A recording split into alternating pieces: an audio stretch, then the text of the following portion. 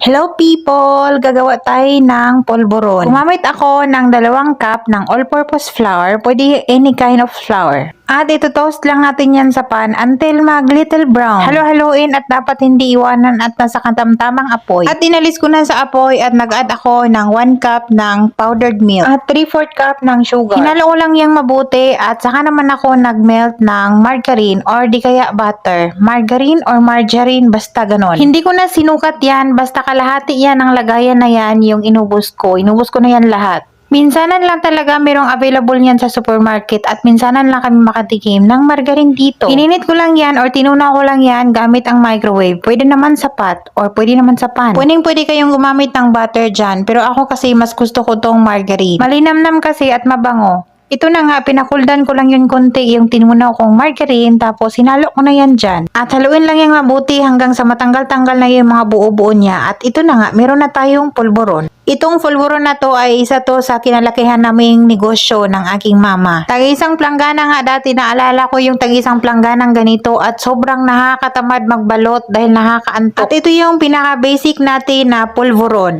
At hinati ko yan dahil gusto ko yung pinaka-plain tapos lagyan ko ng flavor yung iba. So sa isang kalahati ay lalagyan ko yan ng flavor na cookies and cream. Meron akong Oreo dito. Pwede kayong mag-add dyan ng any kind of flavor na gusto nyo. Pwedeng pandan, pwedeng peanut butter and nuts, pwede ding pinipig, pwede ding ubi. Pag gusto kayo kung anong gusto nyong flavor. At ang Oreo ay dinurog ko muna at saka ko naman inad dyan sa polvoron mixture. Hindi ko alam kung bakit hindi naka-on ang camera. At pwede nyo tong balot-balutin at irarap nyo sa any kind or colorful na wrapper tapos pamahagi nyo sa mga inaanak nyo, di ba? Pwedeng pang giveaway sa Christmas or pwedeng pang negosyo. At dahil sa wala akong polvoron molder at ayoko ding mahirapan yung sarili ko, so nilagay ko na sa bote at kakainin lang namin ni Belle gamit ang kutsara. Or pwede naman yung tablespoon tapos ilagay mo na sa freezer bago ibalot.